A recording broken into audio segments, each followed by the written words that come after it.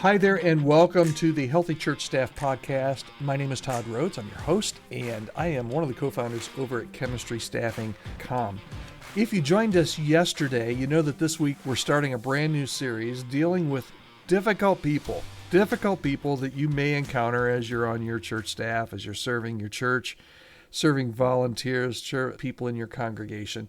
Yesterday, we opened it up with some suggestions on overall 30,000 foot level, how to deal with difficult people. Today and the rest of this week, we're going to drill down on 4 different types of difficult people. We're going to talk about dominators. We're going to talk about dodgers, debaters, and drainers.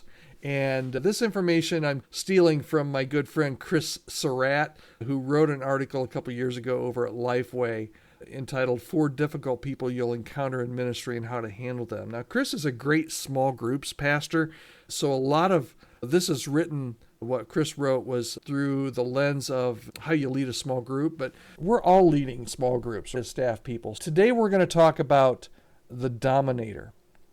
What is a dominator?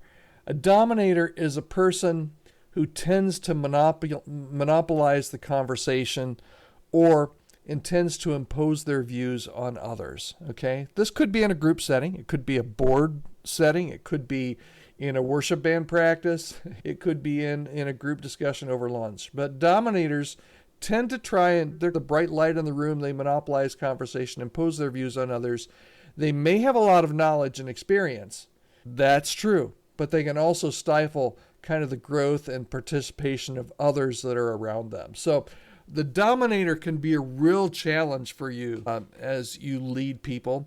Dominators if you want to create a safe and inclusive environment where everybody can share and learn from each other, dominators are going to try and disrupt it, and they might not even know they're doing it. Okay, so how can you, in your interactions with dominators and in small groups and meeting settings, deal with dominators in ways that are respectful and firm and effective? Okay, so here's some tips you can try. You can start by just having some ground rules. At the beginning of a meeting, if you're in a meeting, remind the people of the expectation and the guidelines. Make sure you limit the time and frequency of each person so that no one person dominates. Listen attentively to others. Listen to respecting different opinions. You can also ask the group to agree on a signal or a word that you can use to interrupt or redirect the conversation when somebody's dominating or going off topic.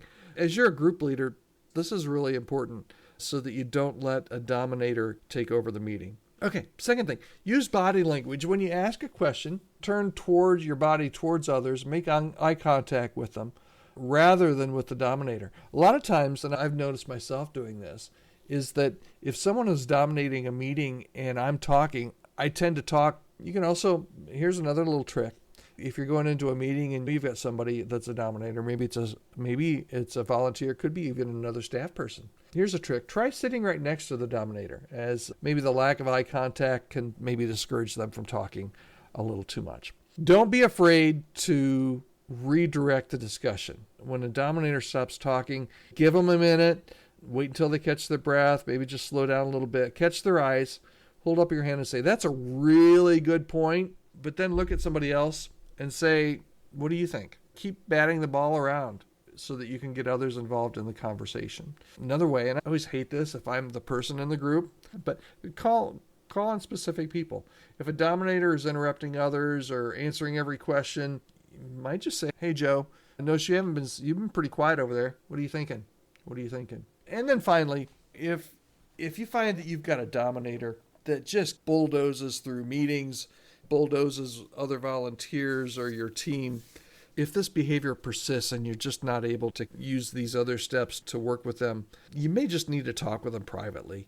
Be pastoral, be respectful, but also there's a time for honesty and being direct. Explain how their behavior is affecting the group dynamics, how it's affecting the outcomes. Ask them to help you to create more space and opportunity for others to share and contribute. And you can also ask them to use their gifts in other ways, such as mentoring or serving or leading a subgroup. Here's the thing about dominators. Sometimes they're the smartest people in the room, sometimes they're not. Sometimes they have a lot of knowledge, sometimes they just think they have a lot of knowledge. Sometimes they know they're dominating, a lot of times they don't.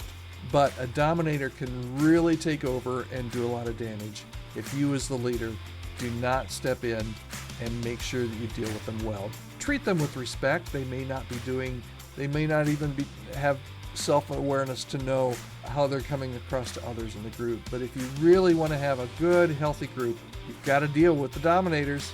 You just have to. All right, tomorrow, stick around. Tomorrow we're going to talk about the Dodger. You won't want to miss it. Subscribe so that you don't miss tomorrow's episode, and we will talk to you tomorrow.